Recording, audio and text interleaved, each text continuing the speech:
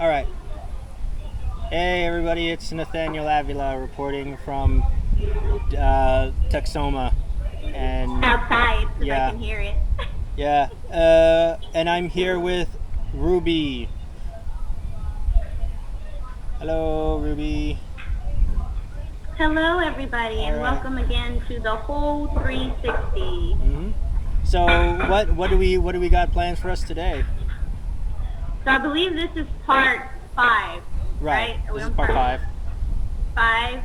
five? We've been doing several parts of Mexicans in the U.S.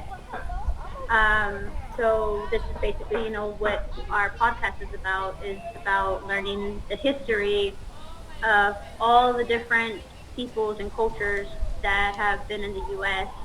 Because we know that in history class they don't have time to teach you everything, and but we think that it's very important that we learn everything. So we're going to give you the whole 360, and we are going to continue with Mexican Americans 1930. Right. Yeah, and also think about U.S. history, at least in the eyes of the AP, which I took in AP U.S. history. What is usually taught is usually very black and white, as in they only really cover African American history or white people. So now we're going to talk about the Mexican Americans, which I have been doing, which is a thing they don't really And talk we about. understand. I mean, like we understand why they do. I mean, because those are like, I guess they feel the most important pieces that Mm-hmm. people should learn. I mean, we have the civil rights movement and things like that that people learn about, but it's better for us as a society to learn about all peoples because Mm-hmm. we don't just have um, Caucasians and African Americans in the U.S. Oh yeah. So we're gonna continue on where after we left off. So last time we saw our heroes, uh, LULAC was just founded. Act like very much other political Mexican American organizations were starting to pop up, and now we're actually starting to, you know, fight back against being ruled over by Anglo Americans and being forced to like do their works and stuff. And we're like, hey, we have rights. We got to talk about this stuff. We got to be treated pretty well when we work. Um, and so now we're finally doing that. But then something happened. So something happened in September 4th, 1929. Do you want to know what that is, Ruby? I didn't hear the last part. September 4th, 1929. 1929. Was it the Great Depression? That is correct, Ruby. The Great Depression started in the United States after a major fall in stock prices that began around September 4th, 1929. And especially with the stock market crash of October 29th, 1929, known as Black Tuesday. Okay, so the Depression had a major impact for approximately 1.5 million Mexicans and Mexican Americans living in the United States by 1930. Agricultural work fell as one of the Depression's first casualties. So, as white Americans increasingly found themselves unemployed, they grew outraged at the fact that farmers in the Southwest employed Mexican and Mexican American laborers. So, they mounted pressure campaigns on government officials and employers to insist that only citizens be hired. And were only citizens hired? Yeah, despite the How matches. long? How long were they able to endure those gruesome, What? conditions of work? Oh, they wouldn't be able to. Have you ever watched the movie McFarland USA? No. Yeah, it's about a Mexican American cross country team, and Kevin Costner played their coach, who just Wait, moved in. yes, Yeah, so you have. yes, I did see that one. Yes, and they showed like the little boy like getting up really early in the morning to go and help in the fields, and then he still had to go to school after that. And Yeah. it was just like so much. Oh yeah, and It's a really good movie. Yes. yeah, and they invited Kevin Costner's character to work the field for one day, not even one day, half a day. And he said, I remember he said at the end of that, it's like, I could work the worst job in the history of the world for several years, and that wouldn't have been as hard as doing what I just did in this amount of time. So. Mm-hmm. So basically, these white American citizens had nothing better to do because they were out of jobs and they wanted to find somebody to blame, and they chose the Mexican Americans, who were the only ones that, or the Mexicans, sorry, who were the only ones that were doing this job, these tedious jobs. Yeah, it's Mexicans and Mexican Americans, so both of them were getting the blame. Because, I seem to remember that we mentioned that there was also other ethnicities that were working the fields too with the Mexicans, right? Right, like Filipinos would work with them as well. Right, okay. Yeah, and they were just jealous. They were just jealous of the fact that they were working and they were not. So that's why. So it's understandable. I mean, because they're all, without a job. Mm-hmm. So tensions are high. Mm-hmm. So the campaigns were actually successful, and as soon as construction companies, stores, factories, and laundries fired their Mexican employees in favors of whites. So the Hoover administration explicitly banned Mexicans for taking jobs away from American citizens. So imagine if they tried that shit today. I think they want to. Because I've heard the phrase, they're taking our jobs, more than once. Oh yeah, that was big time. That's I feel like that's always been like a Republican campaign, what do you call those, like those slogans that get people's attention. They know they will get people's attention for sure. Oh yeah. So when Franklin Delano Roosevelt was elected president in 1932, there was hope that he would provide relief to the suffering of Mexican American communities across the United States. This did not materialize. While no New Deal program explicitly barred people by race or immigration status from receiving assistance, occupational status was used to exclude Mexican Americans from receiving depression relief. So we were just straight up not included in the New Deal. So imagine the conditions that the white Americans were going through, and then it was 10 times harder for people who were not white. Right. During that time. Well, it was like pretty good for us because we still had job security, but since the white people in the area was like lost their jobs, they're like, we need to make sure that they're as worse off as we possibly can. So they went out of their way to make sure that the Great Depression was awful for us. Right, and not to say that those jobs we were working, that the Mexicans were and the other immigrants were working very hard. Oh yeah. So in the Social Security Act of 1935, for example, barred agricultural and domestic workers from both Social Security benefits and unemployment insurance, which effectively excluded many African and Mexican Americans from this early social safety net. So at the local level, few Mexican migrant laborers received relief.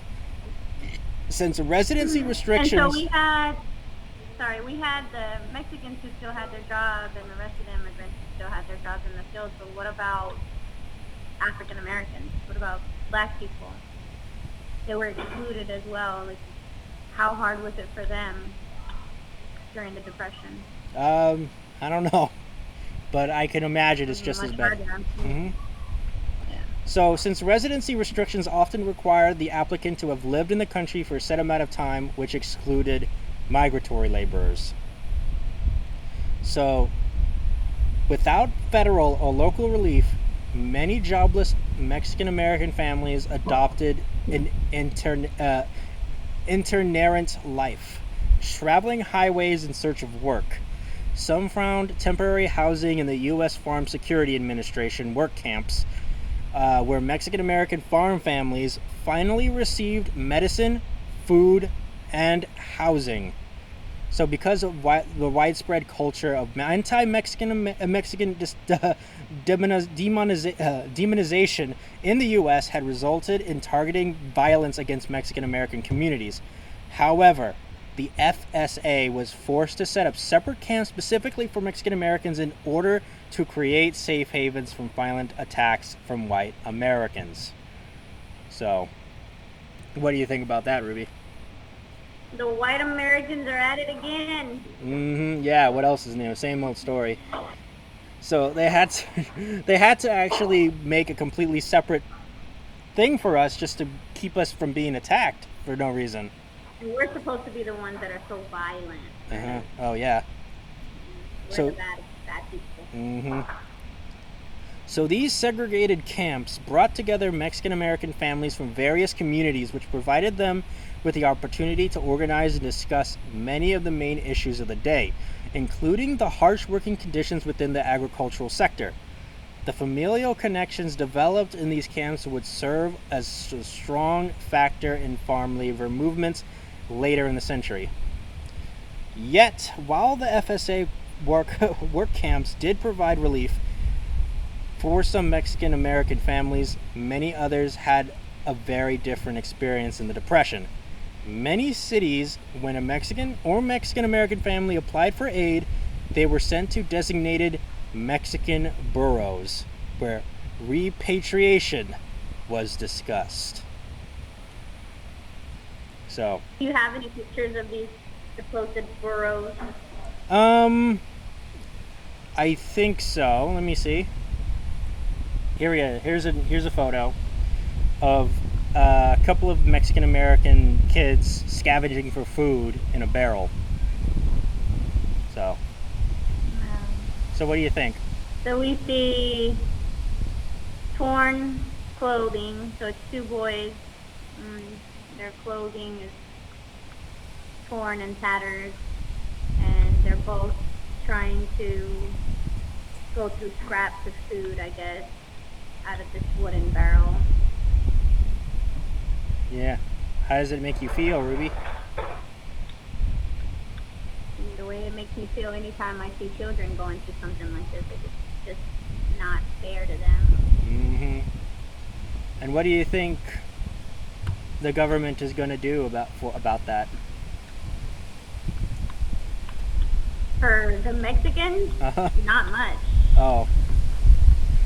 So, let's see, what else we got? Oh, so for several 100,000 Mexicans and Mexican Americans, their lives in the United States during the Great Depression were unbearable.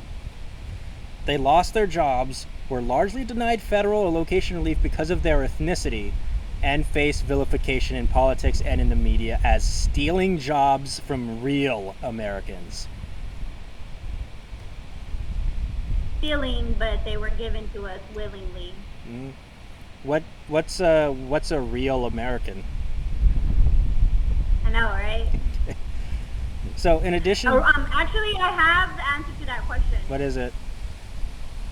It's a Native American. That's a real American. Oh snap! You tell them. Yeah. So, in addition to these factors, state and county officials across the U.S. began to threaten Mexican and Mexican American families who were seeking government aid with deportation. So at the same time, the Mexican government introduced a program to entice ethnic Mexicans back to the country with the promise of free land if they returned. So the Mexican government is trying to help out. So this is the Mexican government coming in. Yeah. Because I did read that at one point, due to white America discriminating against Mexicans who still had jobs, in order for them to, I guess, take over their jobs, they had like a mass deportation that happened. Like the U.S. rounded up several Mexicans, and even some who were U.S. citizens, and sent them back to Mexico unwillingly. What do you think about that? It's not Have good. you gotten to that part yet? Yeah, I think we're around that part right now. So okay, so All of these factors, overwhelming poverty and fear and threats of the U.S. government officials and the promises of the Mexican government, led many to leave the U.S. in a period known as Mexican repatriation, which is what you just said. So these repatriations, though often initiated under threats of deportation, were considered voluntary, and thus few federal records exist to provide numbers of how many Mexicans left the country during the Depression. Nevertheless, INS reported in 1931 that large portions of the nation's Mexican population were leaving the country, and some estimates have concluded that between just November 1929 and December 1931, about 200,000 Mexicans left the United States. While a large number willingly deported to Mexico, a significant number were explicitly pressured to leave through state or local repatriation programs. So these programs responded to the Depression's severe effects in Mexican and Mexican American communities by promoting deportation. So, some scholars contend that the unprecedented number of deportations and repatriations between 1929 and 1933 was part of an explicit Hoover administration policy, and the manufactured climate of fear was meant to coerce Mexicans into self-repatriating. So, in fact, local welfare workers did regularly collaborate with immigration officials to provide the names of ethnic Mexicans seeking depression relief so they might be repatriated. I was wrong then, because I'm talking about an event that happened in 1954. Okay, so we're not there yet. Yeah, we're not there yet. Yeah. And So this is how do I see how many? Oh crap! This is like 1 million people. yeah, a lot of people. So yeah. So the how do I say, the discrimination against Mexicans in the U.S. is still going to be going. oh yeah. So, in addition to welfare officials, charitable aid agencies worked with state and local governments to provide names of Mexican and Mexican Americans, families seeking aid. Charities also sometimes provided money to pay for one-way tickets to Mexico. In all, the INS formally deported around 82,000 Mexicans from 1929 to 1935, while the remaining 320,000 repatriated were considered voluntary of the total number of people who left the United States during the Mexican repatriation. Around half were U.S. citizens.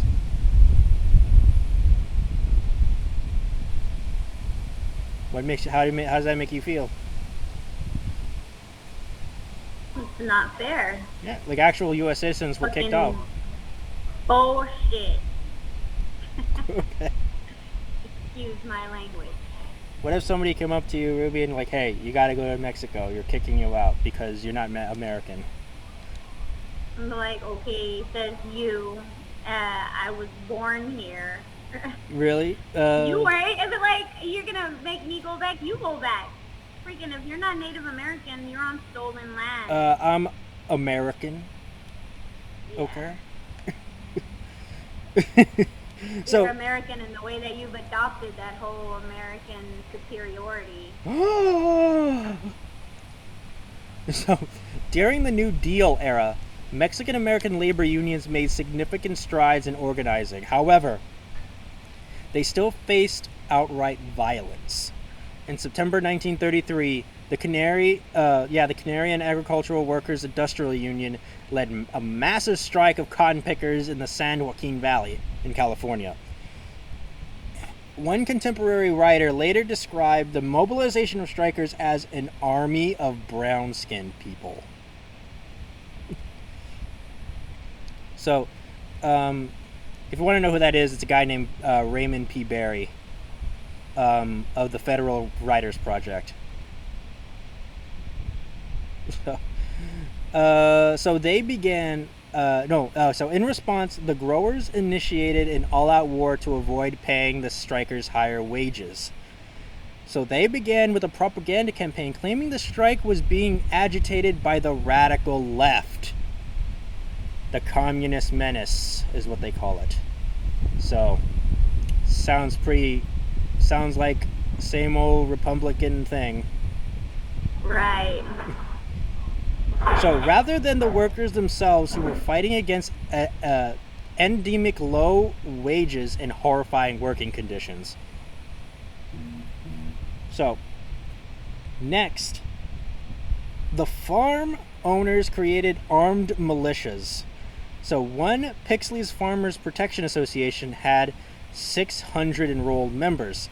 The farm owners then went after local business owners in towns, threatening dire consequences to any business which sold the strikers food.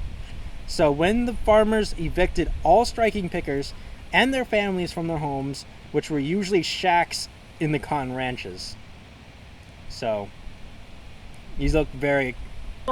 There goes Americans using their Second Amendment rights to go and threaten people. Who just want a paid wage and good, decent living conditions. Right. Why is that so bad? Why is that so terrible? Why is what so terrible? Working a living wage and good working conditions? Because people are greedy, and we've known that since the beginning of time when money was introduced and people were no longer trading stuff. Money came into the picture, and power. With money came power, and men just became drunk off of that. They became drunk off of greed and power, and they wanted to do whatever they needed to do to stay in that position. And so if it meant not giving a few more crumbs to these people, that's what they were going to do. And they were going to use their tactics that they've been shown that have worked throughout all those years of, colonizers getting there. They use their guns and their weapons and their, all of the stuff that they have to intimidate other people. And do you think them. Do you think that works? Well, I mean, they didn't have any other reason to be able to fight against them. So, and not just that, like, there's a lot of people who didn't feel that way. I mean, they're not drunk off of greed and power. They just trying to do what they can to have a decent living for them and their families. So of course it works, because we're not going to be the same as the person who's trying to intimidate us. We're not like that. We're not like them. So yeah, it works. Yeah. So let me see. Oh, so when the strikers still refused to break, news began to emerge of mysterious deaths in the cotton fields. The Mexican consulate sent a representative to Tulare County to protect the interests of Mexicans. However, this did not stop local welfare officials from denying the strikers' families food relief during the strike. Law enforcement soon also stepped in to preserve law and order. So quickly deputizing an army of white locals and granting them unlimited power. What? Yeah, I don't see what could go wrong with that. So, the Mexican-American strikers were then openly attacked and 3 were killed. But their killers were soon released with all charges dropped. What do you know? So, meanwhile, local and federal relief officials continued to deny the strikers any food relief, and soon scores of the strikers' children began to die from malnutrition. The U.S. federal government finally stepped in, establishing an arbitration committee. By the end of October 1933, a compromise was reached, and the strike was finally ended. So, what's the compromise? I don't know. Whatever it is, it ended it. What, you don't like it? I mean, well, even now they're not getting paid well, so I feel like it was not that much. I feel like the strikers were probably just like, fine, whatever, we'll take whatever you want to give us because we're just tired. And their kids were dying. Like, what the? Yeah. It has to get to that point. Like, come on. Yeah, if you want to learn more about this whole situation, check out monographs prepared for the documentary History of Migratory Farm Labor, 1938, first edition, by Raymond P. Barry. So the San Joaquin Cotton Strike of 1933 received national media coverage at the time, much of it in favor of the farm owners. So the media was on our side. So, however, Latino American labor activists did not make major strides in the 1930s. Luisa Moreno, a Guatemalan immigrant, became the first Latina in U.S. history to hold a national union office when she became the vice president of the United Canary Agricultural Packing and Allied Workers of America. At the time, it was the 7th largest affiliate of the Congress of Industrial Organizations. Another important labor leader during the Depression was a 21-year-old Emma Tenayuca, who was instrumental in one of the most famous conflicts in Texas labor history, the 1938 San Antonio Pecan Shellers Strike at the Southern Pecan Shelling Company.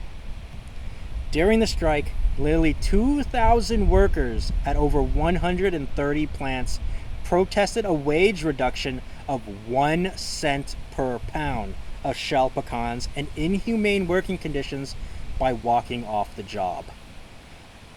Mexica and Chicano workers who picketed were clubbed, gassed, arrested, and jailed.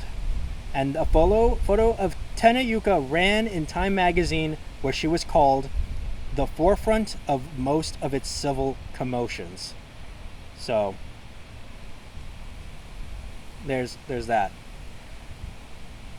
Let me show you a photo of her. I have a photo of Tenayuca along with her husband Barchi. His first name is Homer Barchi. So what do you think about the San Antonio strike? What do you think about the Homer strike? I mean the San Antonio strike. I mean, I feel like it's pretty much the same thing that we've been fighting for, as you can see, years and years and years. But I'm glad that someone is actually, we have activists. We have people who are fighting the good fight, as I like to say. All right, so here she is.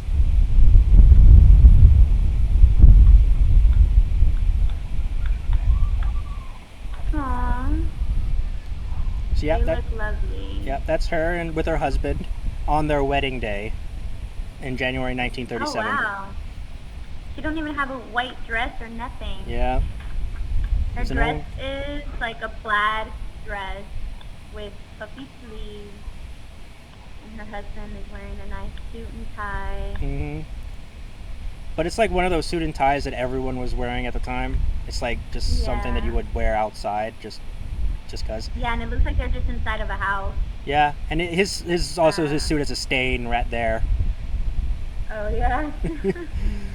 But yeah, it's maybe they were celebrating with drink. Yeah, and he spilled some on it. Oh snap! A little bit too much. Yeah, it's just like it's just a little, nothing super fancy. I'm digging this cowboy hat in the background there. Yeah, I see the cowboy hat in the background. Yeah, and the super crooked photo or picture. But yeah, that's. I thought that was part of the wallpaper. Oh, it's part of the. It might be.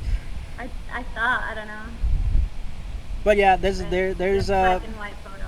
There's Tenayuca, who was one of the biggest labor activists in the 1930s.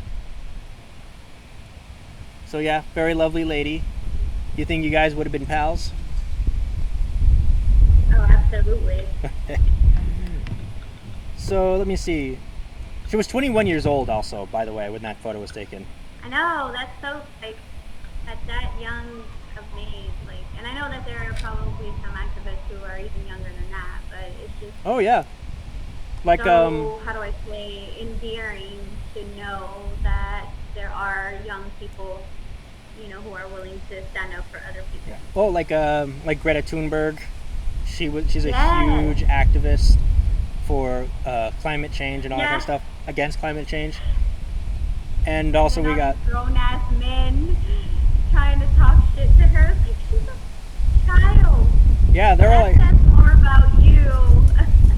yeah, and then we also have like people like Hogg and Rodriguez, who were like gun control activists who survived Stoneman Douglas, and people. And people who cannot relate to them or the work that they do because they've never been in a situation where there's a school shooting. So, Yeah, and their only defense against them is just, you're just stupid kids. I don't want to listen to you. right, stupid kids, I don't know anything. They know. I think they.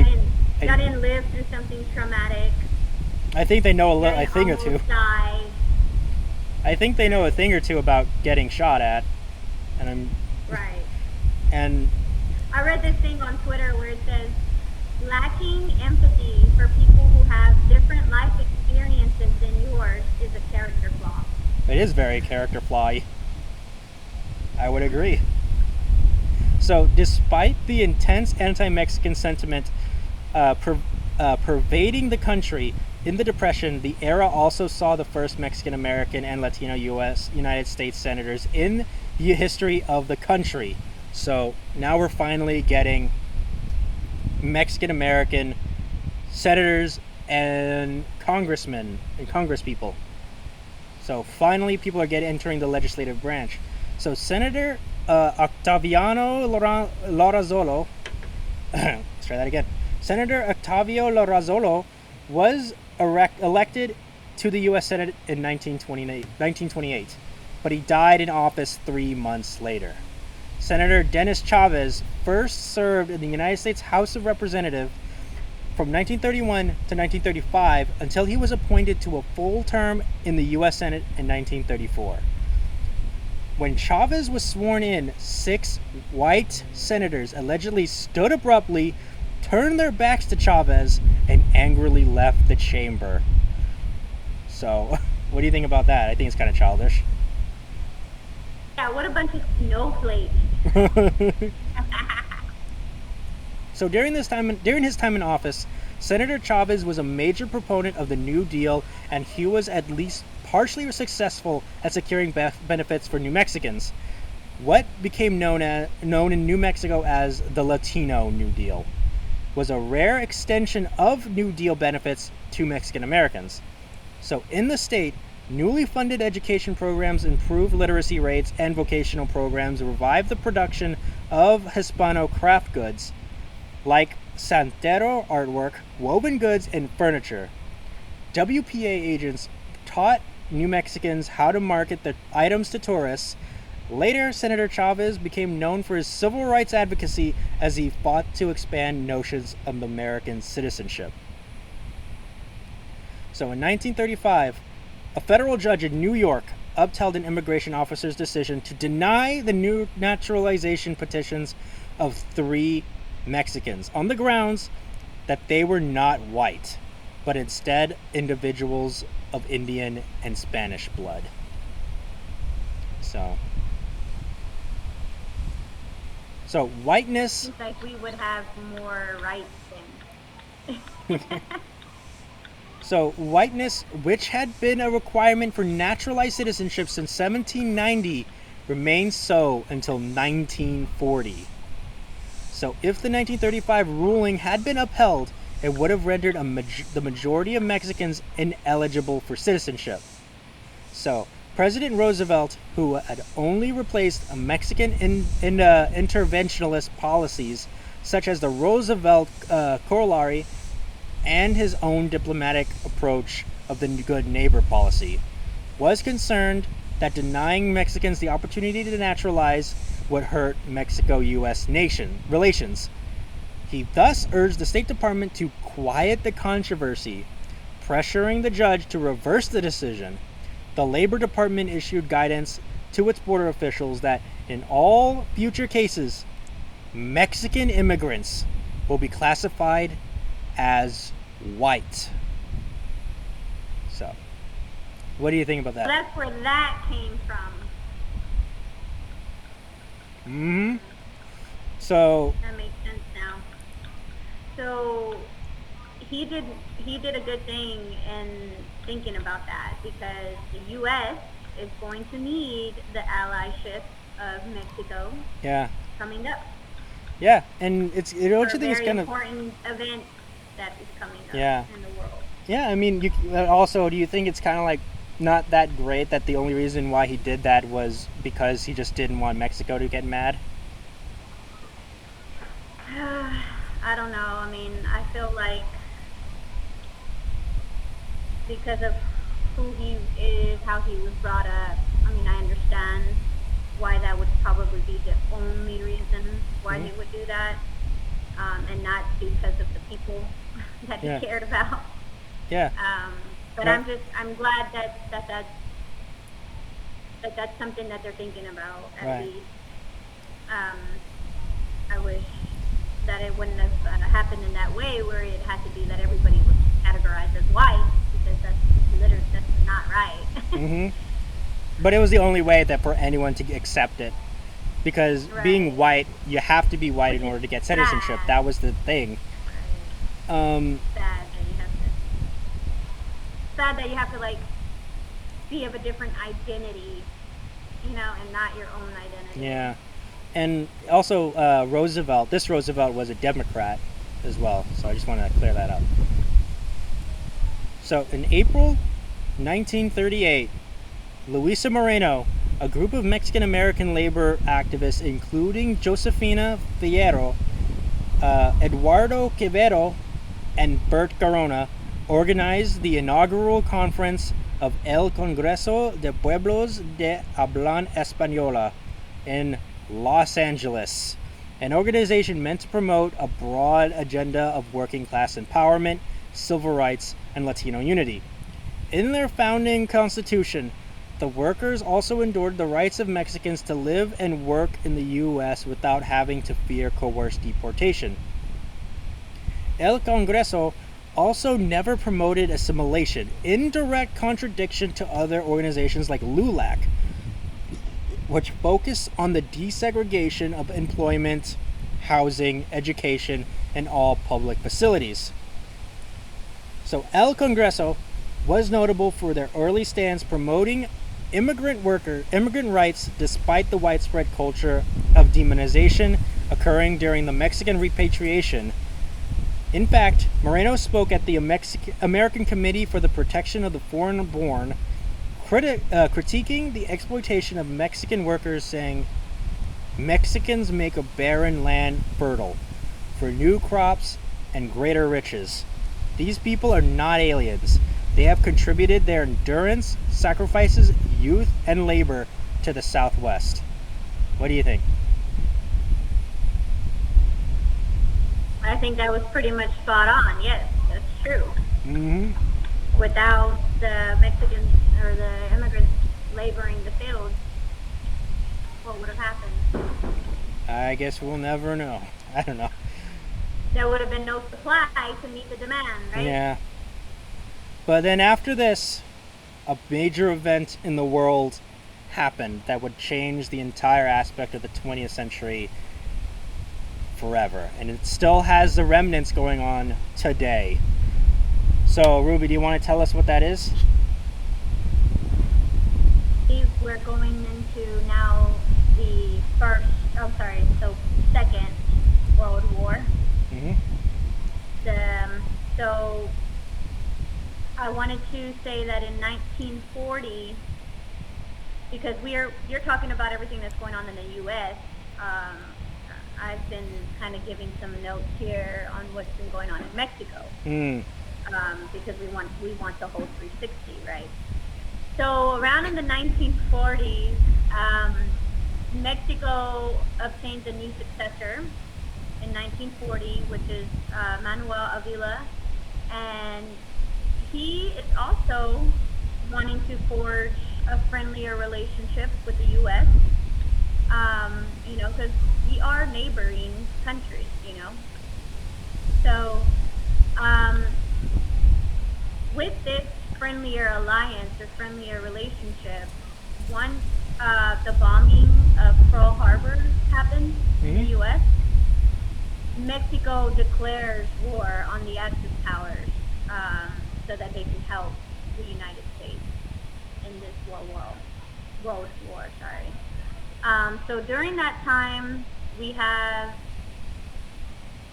Mexican pilots who are fighting against the Japanese forces in the Philippines, serving alongside the U.S. Air Force.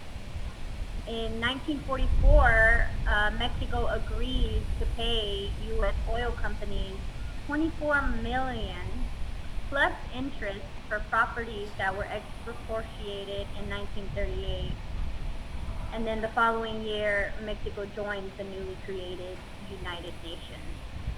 So we have like a period of allyship between the U.S. and Mexico, even though, Mexicans have been treated like shit in the U.S., we still become allies and we fight this war together. Mm-hmm. So imagine what that would have been like if the U.S. didn't have Mexico as an ally. And that's pretty much up until like 1946. So that's, I don't have anything else to add until after the war. So if you have anything to add during the war, go ahead. Yeah. So yeah, like, I mean, during this time, I remember like in the past, Mexico was considered to be the enemy. They were the enemy, especially after the Texas Revolution and the Mexican-American War. They were like, but they're like the bad guys. But now during World War II, now we've come together. Yeah, you're muted. No, go ahead. Go ahead. I said, now during World War II, now we have a greater enemy. Now we have a common enemy in the Nazis that we need to defeat as well. So that it has to come to that, right? Like, why can't we just all get along? I don't understand. Why can't we all just get along? That's been like the biggest question that I've had of my life, I can honestly say, because one of the reasons why I wanted to do this podcast is the hope that once we have other guests, that tell the Native American history, the African American history, all the other culture histories, that we all can see how we're the same. We all want a good life. We all want to be happy. We all want to have our family. We want to provide for our family. And I hope that we can all, like everybody that sees this, can realize that we all are really all the same, and we need to just take care of each other, because we all, need the same thing, and we all live on this one planet, the only one we have, and we should be coming together to fight the one common enemy that we all have, which is climate change, which is, our Earth literally going to shit. That's what we should all be fighting together again. Yeah, but they don't want to do that because they want the money. It's always been the money. Yeah. The greed and the power. Mm-hmm. Yeah. We should focus on. Yeah, and so that's the main issue, is that's why grown as men who have been running the world, in different countries, why they just simply cannot come together and say, hey, we need to all, work together and tackle this problem, like this big problem. Mm-hmm. So yeah, and live in peace. I mean, like, world peace, really, if you think about it, is attainable if we just had everybody working together. Mm-hmm. If we just had everybody not worrying about greed and power, and we actually had people who just cared about the people living on this planet. Yeah, if we focus on things that we have in common instead of instead of our differences. Exactly. Yeah, that was from Pokemon. Because when it boils down to it, like I said, we all do have a lot of things that we share that are in common. There are very, very little differences that we have. I mean, we all bleed red. We all die. We all are born. We all are, die at one point or another. So we're not that different. Mm-hmm. So, when the U.S. entered World War II against the Axis powers on December 7th, 1941, after the attack on Pearl Harbor, several 100,000 Latino men served in the U.S. military during the war, about 500,000 of whom were Mexican American. So, unlike their African American counterparts who mostly served in segregated units, most Mexican American soldiers served in integrated units in World War II. Though recent research has discovered at least one unit composed entirely of Mexican Americans. So the majority of World War II Mexican American service members were second generation Americans who had grown up in the anti-American hysteria of the Great Depression. Thus, the transition for them into the role of an American soldier could sometimes be surprising. One man, Private Armando Flores of Corpus Christi, Texas, remembered the shock he felt the first time he was ever referred to as an American soldier. Because he recalled later, nobody ever called me an American before. So, what do you think about that whole thing? Yeah, you had to die, like literally be in danger of losing your life for you to be considered that. Like, and I don't like that either, because like that word patriot gets thrown around a lot. It's like, oh, you're not a true patriot. And it's like, you can be a patriot and still want what's best for people in your country. You know, you can be a patriot and still question the rulers, you know, who are making all the decisions. Like, you're supposed to. I don't get that. You're very much supposed to. Isn't that what being a patriot is? Like, you know, worrying about the people in your country and wanting good for your country. Yeah, but then you're like, okay, then I'll help the people in this country, and then they're like, no, that's socialism.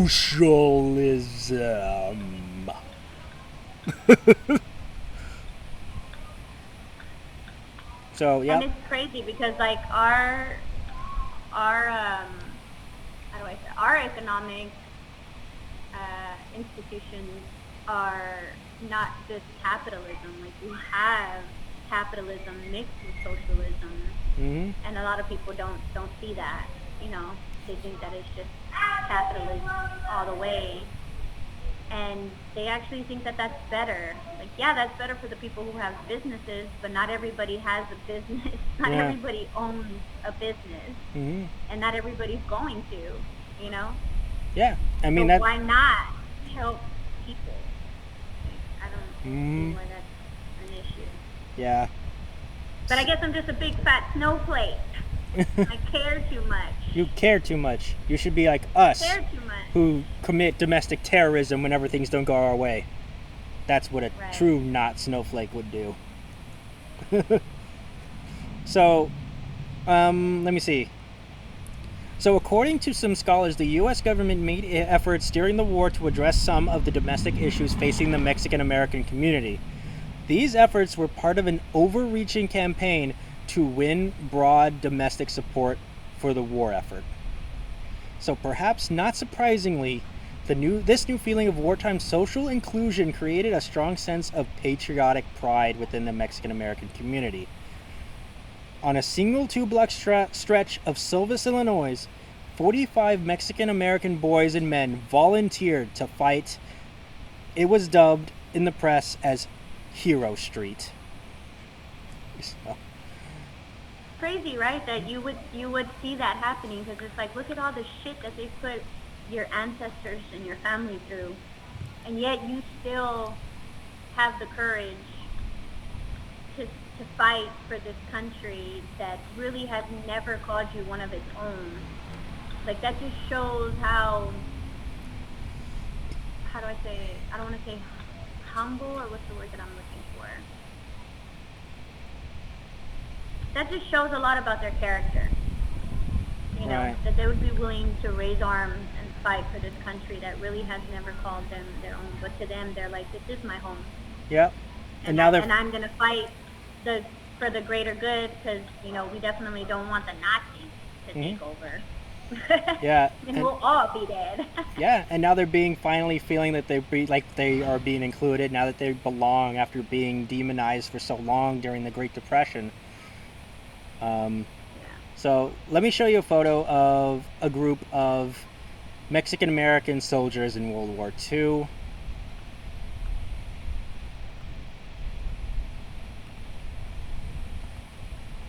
All right, here they are. There they are, very happy and proud. Yeah, look at those smiles. They're all smiling. There's not one that, maybe this guy at the very top was kind of like, but I think he just didn't know the picture was coming or something. Yeah. But literally, there's like 1, 2, 3, 4, 5, 6. There's 17 soldiers in this photo, Mexican American servicemen, and they're all smiling. Mm-hmm. Like, so happy to be fighting in this war. Yeah, and happy to be finally be. Yeah. I hope most of them made it back. Yeah, yeah, and they're happy to finally be called an American. Right. And this is different from the African American perspective, because I believe the African Americans who fought in World War II were promised, so many things that never came into fruition. Mm-hmm. No, they were African Americans were segregated in this one. Mexican Americans. Even in the war, they were segregated. Mm-hmm. Right. Right. During the war and them fighting, they had to be in separate ranks and things like that. Mm-hmm. For Mexican Americans, we were integrated. Like, we fought with the white people. Right. I cannot wait to have our guests on for the African American side. Mm-hmm. So during the war, Mexican American soldiers gained renown for their bravery. At least 11 Mexican Americans received the Medal of Honor during the war. One, Joe P. Martinez, who was a beet harvester before the war, led a strategically critical charge up a snow-covered mountain in Attu Island. He died during the action and became the first draftee to win the Medal of Honor posthumously. Another, Silvestre Herrera explained his single-handed attack on a Nazi hold, saying, "I am a Mexican American and we have a tradition. We're supposed to be men." Perhaps the most famous Mexican American serviceman was Guy Gabaldon, an 18-year-old from East LA who had been adopted by a Japanese American family at the age of 12. So when his family was sent to an internment camp, Gabaldon joined the Marines. He was sent to the Pacific Theater and saw action in Saipan. In the Battle of Saipan, Gabaldon killed 33 enemy combatants. And then, using his ability to speak conversant Japanese, Gabaldon convinced the surrounding remaining officers to surrender. The 800 Japanese soldiers surrendered peacefully, and Gabaldon earned the nickname the Pied Piper of Saipan. Wow, that is a story. Well, you should make that into a movie. Seriously, someone's gonna listen to this. Oh, they did make a movie. Oh, let's see. Oh, they did? Yeah. So, although he was recommended the Medal of Honor, Gabaldon was instead awarded the Silver Star, which I guess is something. And there was a film that was made in 1960 called Hell to Eternity, which was based on Gabaldon. So, if you guys want to watch this, yeah, check out Hell to Eternity by Phil Carlson. So, check. What is it called? Hell to Eternity, 1960? Yeah, Hell to Eternity, 1960 by Phil Carlson.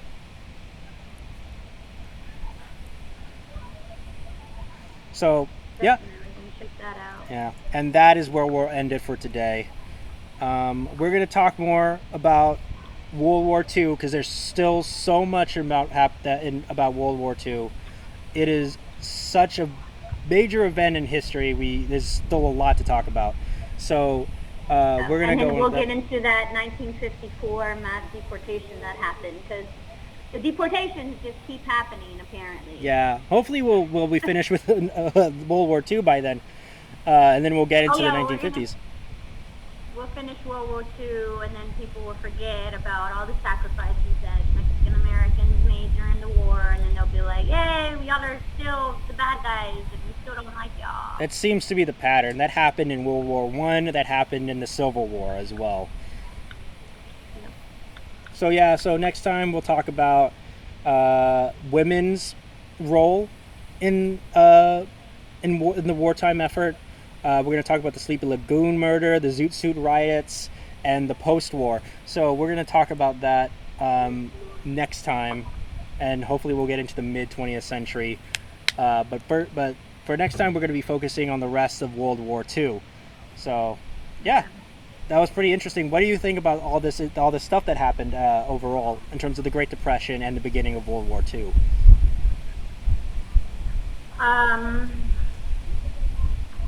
I mean, I really hate that a lot of people had to be hurt. A lot of kids had to go hungry and die. It's also in the war. I mean, people died in the war as well. And it really just took the war happening for there to be some sort of relief for our Mexican American brothers and sisters. It saddens me, but I feel like it's important for us to talk about it. Right. I got to keep on moving my head so people can see the logo in the middle. So it's a Mexican American flag. Yeah. Right? Yeah. But it does kind of look similar to another flag. Oh. So I have to keep on moving my head Not so people that can see. Flag. Yeah. Not that flag. Ever. No. Especially, those, what we were talking about patriots. How do you feel about patriots who fly a Nazi flag here in the U.S.? Like, what is that? How, not ironic, but how backwards is that? That is very bad. On. They keep on flying Nazi really flags and Confederate flags, both countries that America fought against, and beat. Right. So it's so dumb that they're doing, and they're flying "Don't Tread on Me" flags while flying the Thin Blue Line flag, which are both very contradicting things. So. Very. Yeah. So yeah, that was this thing. I So hope America is very confusing to us, guys. Mm-hmm. Very, very confusing. Yeah. But that's it. That was right. That was the end of this part. That was the Great Depression. Thank you for joining us. Yep. Everyone who has joined us. Yeah. And who is eager to learn about all the facts surrounding America's history. Yeah. It's an ugly history. We will be back with more. Mm-hmm. Yeah, we will be back with more. We'll definitely be back with more. And it's not to say that people haven't learned, from that point to now. Like, I'm very, very, very grateful for the people who have accepted the nasty, dark, past of their ancestors, and they're wanting to move, to do better and be better. Mm-hmm. That's what we all need to be doing. Right. And it is an ugly history, but it's something that we have to learn in order to avoid these things in the future. Right. So we will be back. We will be back. Part 6. All right. I've been Nathaniel Avila. And I have been Ruby Rodriguez. Yep. And we'll see you guys next time. Bye. Thank you for listening to a Vision podcast, home of Wacky Talkies, The Kingdom, Evil Exists, and many more.